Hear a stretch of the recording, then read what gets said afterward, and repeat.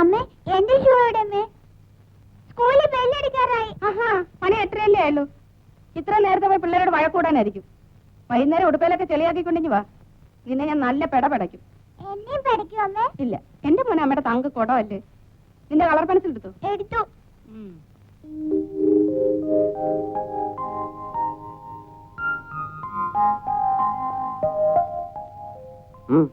കൊറേ നേരം ആയാലും ഒരുങ്ങാൻ തുടങ്ങിയിട്ട് എന്ത് പറ്റി?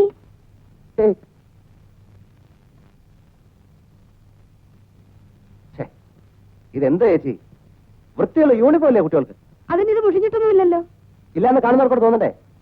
നല്ല ഇസ്ത്രീകൾ ഉടുപ്പിട്ട് കൊടുത്തേ. ഇതേതോ ദാരിദ്ര്യവാസിയുടെ വീട്ടിലെ പിള്ളേരെ പോലെ തോന്നില്ലേ?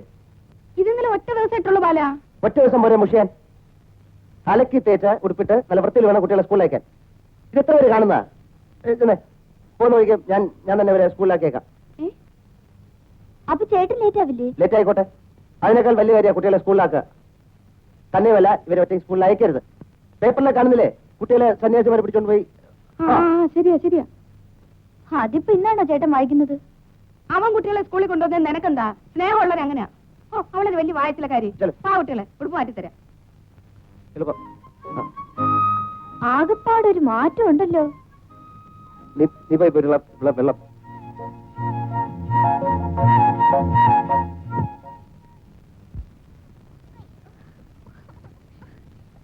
വേഗം നടക്കണം, എനിക്ക് ഓഫീസിൽ പോകാൻ വൈകി.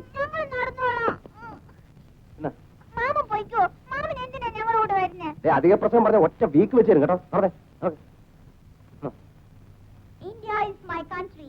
India is my country. All Indians are my brothers and sisters. I love my country. And I'm proud of its rich and varied heritage. I shall always try to be worthy of it. I shall give my parents, teachers, and all elders respect, and treat everyone with courtesy. My country, and my people,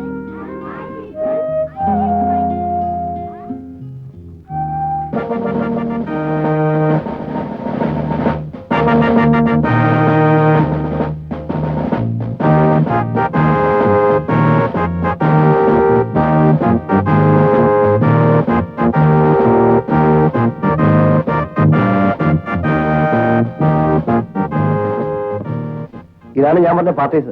എനിക്കറിയാലോ. ക്ലാസ്സിൽ പൊയ്ക്കോ. വികൃതി വല്ലതും കാണിച്ചാ teacher തല്ലും. പൊയ്ക്കോ.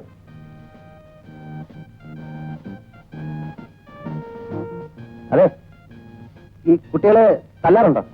ആവശ്യം വരാറില്ല. അയ്യോ, തല്ലണം. ചെറിയ കുട്ടികളെ നല്ലോണം തല്ലണം.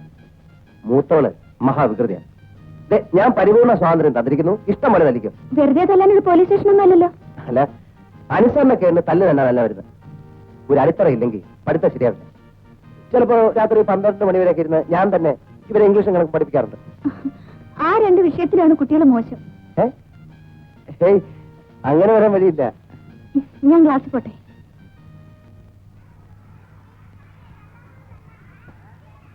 അതെ, പിന്നെ ഞാൻ ഈ വാൾപേപ്പറിന്റെ ക്യാൻവാസിംഗ് നിർത്തി. ഇപ്പൊ ഓഫീസിലെ കുട്ടികൾ എന്ത് പ്രശ്നം ഉണ്ടാക്കിയാലും ഉടനെ എന്നെ ഫോണിൽ വിളിച്ചറിയിക്കണം.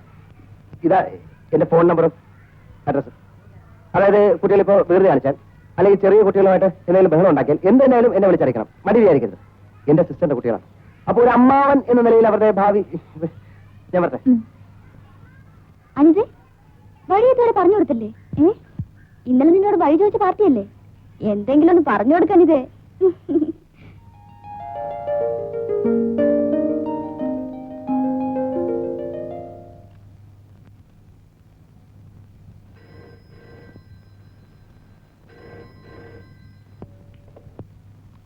ഹലോ, എനിക്കാണോ?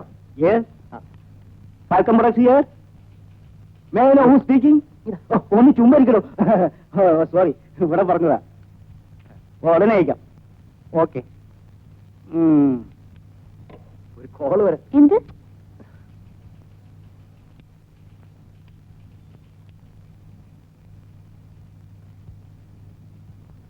അതെ, ടി പി ബാലഗോപാലിനെ വേണമെന്ന് എന്നെ വിളിച്ചാൽ മതി.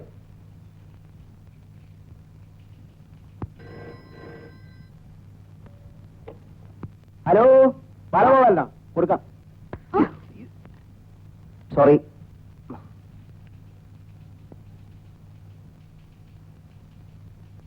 Yes, T P Balagopalan here. എടാ, നിനക്ക് വല്ല ഉത്തരവാദിത്വ ബോധം ഉണ്ടടാ? ആ, നീയായിരുന്നു. അന്ന് ഞാൻ പറഞ്ഞില്ലേ ദേവിയെ കാണാൻ ഒരു പാർട്ടി വരുന്നുണ്ടെന്ന്. അവർ ഇന്ന് വൈകുന്നേരം വീട്ടിൽ വരുന്നുണ്ട്. അതുകൊണ്ട് സാറിന്ന് വൈകുന്നേരം അങ്ങ് വായി നോക്കാതെ വീട്ടിലെത്തണം. വൈകിട്ട് കേട്ടോ. ആ, ഇല്ല. ഓക്കെ.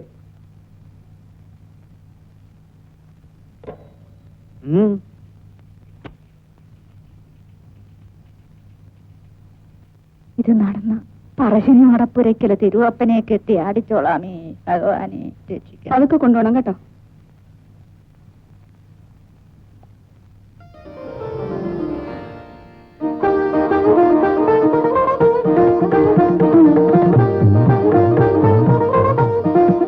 അല്ല, ഒന്ന് അവിടെ നിന്നാ തിരക്കിടില്ലായിരുന്നു. ചായ കൂടിയല്ല, പെണ്ണ് കാണലാണ് ഉദ്ദേശം. അത് മനസ്സിലാക്കി കാണുമല്ലോ.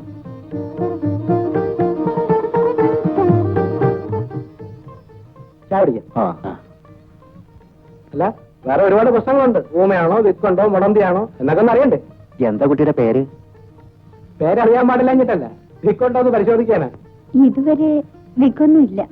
എന്ന് വെച്ചാൽ ഭാവിയിൽ വിക്കുണ്ടായി കൂടന്നില്ല എന്ന അർത്ഥം. ആ പോയിന്റ് ഒന്ന് നോട്ട് ചെയ്തോളൂ.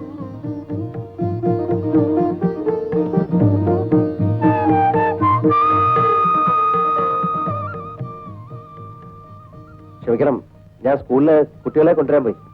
കുറച്ച് വൈകിപ്പോയി. കുറെ നേരം വന്നിട്ട് ഇല്ല. ഇതാണ് ഗൃഹനാഥൻ. നമസ്തേ. ഇതാ, പെൺകുട്ടിയെ കണ്ടു. ഒരു ഇടനിലക്കാരെന്നുള്ള നിലയിൽ ഇനി ഞാൻ എന്താണ് ചെയ്യേണ്ടത്? അല്ല, നിങ്ങൾ സംസാരിക്കൂ, ഞാൻ മാറിയിക്കാം.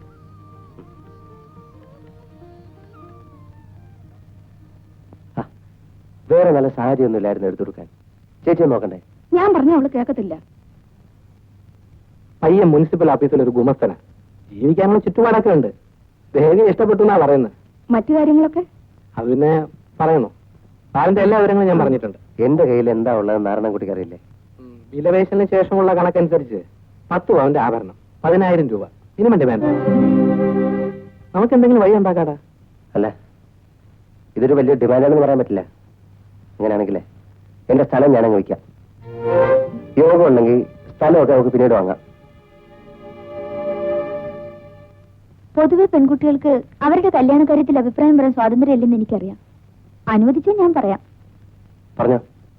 ധൈര്യമായി പറഞ്ഞോളൂ. പറഞ്ഞോട്ടെ. പറഞ്ഞേ. എനിക്ക് അയാളെ പിടിച്ചില്ല.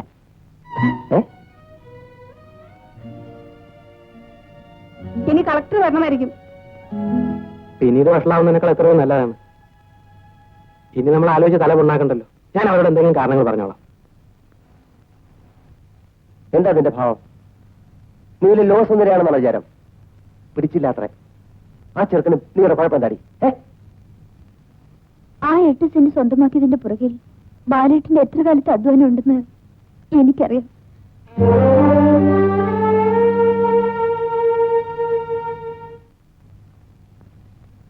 What is the spelling of price? Nisha? P-R-I-Z-E. Good. What is the spelling of glad? Naveen? G-L-A-D. Okay. Now, Divya spell sorry. C-O-R. What? O-R. C-O-R. രാത്രി വീട്ടിൽ നിന്ന് എഴുതി പഠിക്കാൻ പറഞ്ഞിട്ടില്ലേ? എഴുതി. എന്നിട്ടെന്താ തെറ്റുന്നത്? അങ്കിള് രാത്രിയിൽ പഠിപ്പിച്ചു തരാറില്ലേ? ഇല്ല. കളവ് പറയരുത്. ഞങ്ങൾ ഉറങ്ങി കഴിയുമ്പോഴേ അങ്കിൾ വരിക. ഓഹോ, അത് ശരി. ടീച്ചറിനൊരു ഫോണുണ്ട്. എനിക്കോ? അതെ, ഏതോ ഒരു ബാലഗോപാലൻ. ആ, ആരും ശബ്ദം ഉണ്ടാക്കരുത്.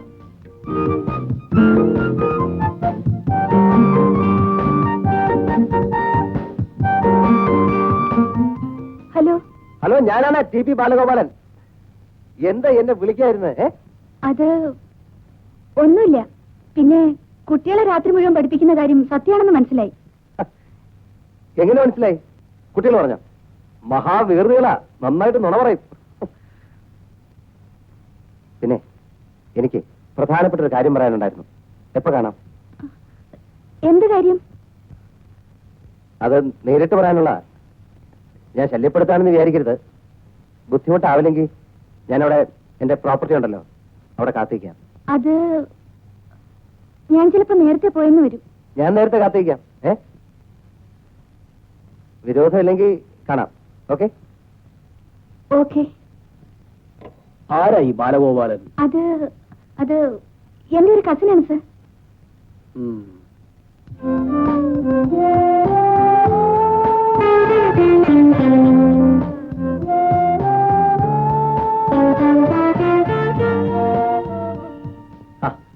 ഞാൻ കുറച്ച് നേരത്തെ എത്തി. വരൂ, അത് വരൂ.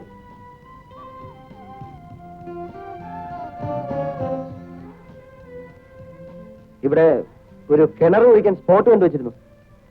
പക്ഷെ വെറുതെ കുറെ സ്ഥലം കളയുന്നത് എന്തിനാ പലരും ചോദിക്കുന്നത്. ട്യൂബ് വെല്ലാണ് അത്ര നല്ലത്. പക്ഷെ ഈ ട്യൂബ് വെല്ലിന്റെ പാർട്ടീസിനെ നമ്മൾ തമിഴ്നാട്ടിൽ നിന്ന് ഇമ്പോർട്ട് ചെയ്യണം. അതാ പ്രശ്നം. എന്താ പറയാനുണ്ടെന്ന് പറഞ്ഞത്? ഇതൊക്കെ തന്നെ. അതായത് ഈ ട്യൂബ് വെല്ലിന്റെ എനിക്ക് ട്യൂബെല്ലിനെ പറ്റി ഒന്നും അറിഞ്ഞൂടാ. ട്യൂബ് വെല്ല് എന്ന് പറഞ്ഞാൽ കുഴൽക്കിണർ. പരിഭാഷയുടെ കാര്യമല്ല പറഞ്ഞത്. ഓ, അത് കുഴിക്കുന്ന കാര്യം.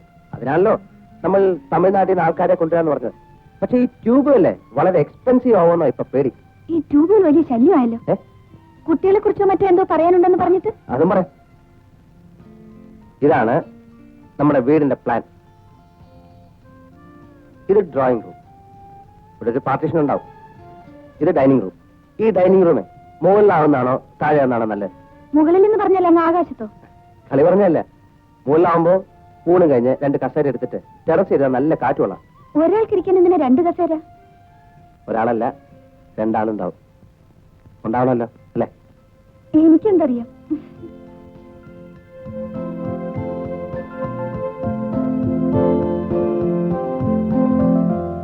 ബാക്കി നാളെ പറയാം. എന്ത് പറ്റി? ഇവിടെ അടുത്ത് അത്യാവശ്യമായിട്ട് ഒരാളെ കാണാനുണ്ട്. പിന്നെ കാണാം.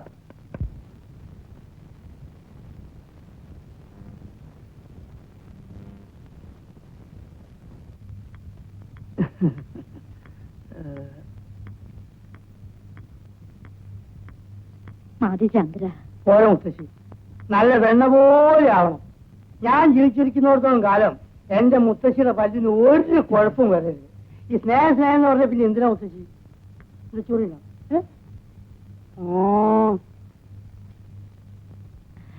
സുഖണ്ട മുത്തശ്ശി?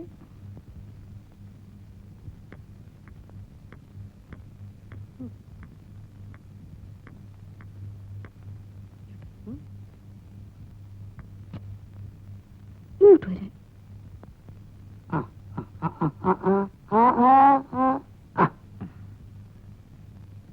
ഞാനിപ്പോ വരും മുത്തശ്ശി കേട്ടാ. ഇപ്പൊ വരേ.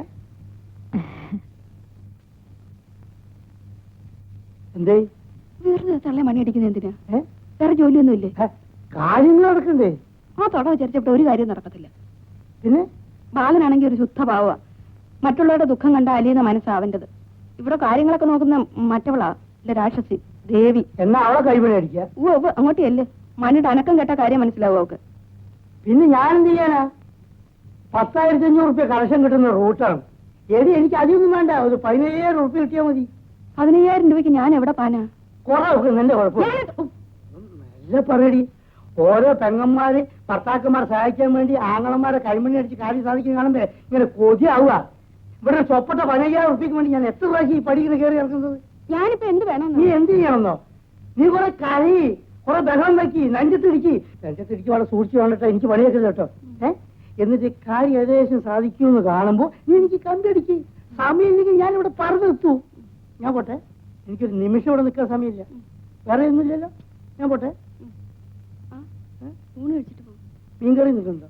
ആ മീനൊന്നുമില്ല. മീൻകറി ഒന്നും ഇല്ലേ? എന്നാ കുറച്ച് ഊണ് കഴിക്കല്ലേ? വാ വാ വാടി. ടീച്ചർ, ഇതാ ഇത് നോക്കൂ. ഇതാ ഞാൻ പറഞ്ഞത്. അനിത ടീച്ചർ, പ്രിൻസിപ്പൽ വിളിക്കുന്നു. പോയിട്ട് വരും.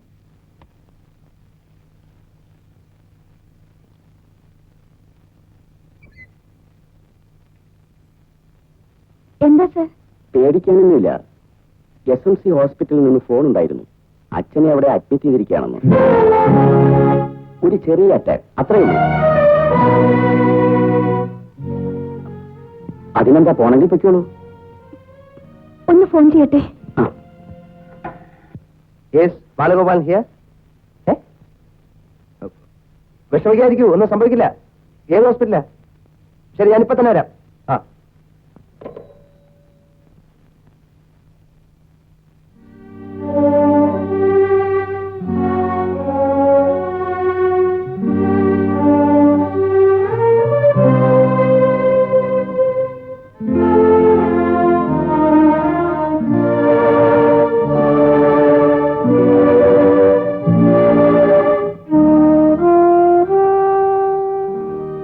കൺസൾട്ട് ചെയ്താണ്. ഇതാണ്. താങ്ക്സ്.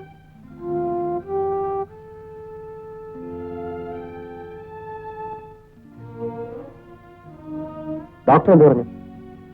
കുഴപ്പമില്ലെന്നൊക്കെയാ പറയുന്നത്. അല്ല, അന്ന് വാൾപേപ്പർ കൊണ്ടുവന്ന കുട്ടിയല്ലേ? അതെ, ഫാൽക്കൺ പ്രോഡക്ട്സിന്റെ.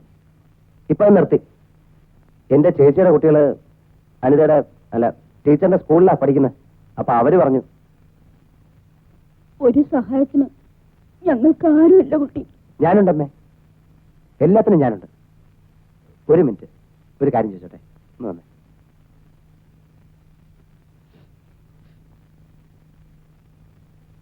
എന്താ സംഭവിച്ചത് ഇങ്ങനെ പെട്ടെന്ന്?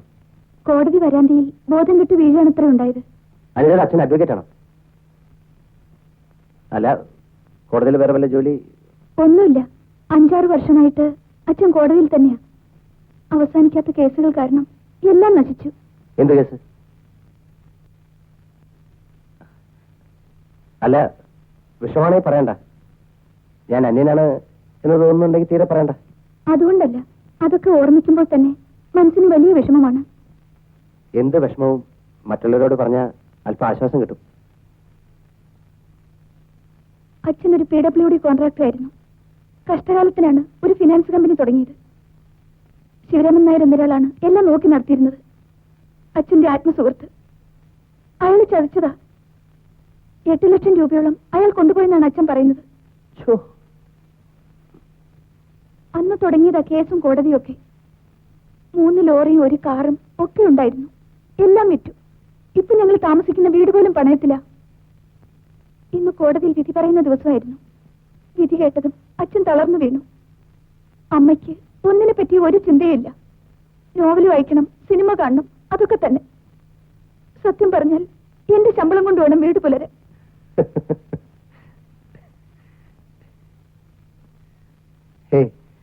അല്ല, അപ്പോ നമ്മളൊക്കെ ഒരേ തുണിയിൽ സഞ്ചരിക്കുന്നവരാ.